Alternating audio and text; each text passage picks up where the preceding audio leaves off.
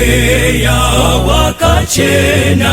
mundikombolerenyi kuti moyo wangu ucha kukudzangu watese ndidzidzisenyi kukuda kuziva zvakanaka zvechikariro chembiri chinondipa kufara ndauya kune mwitenzi munozondibatsira ndinosimbira kunemwi mundisvitse kumusha Jesu wakanditsvakisa ndanga ndiri mufambi mudambudzo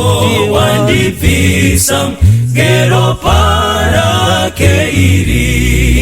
ndakashira mutsa wenyu ndinomuitirenyi ndipenyi kunaka kwenyu ndosungirwa kunemwi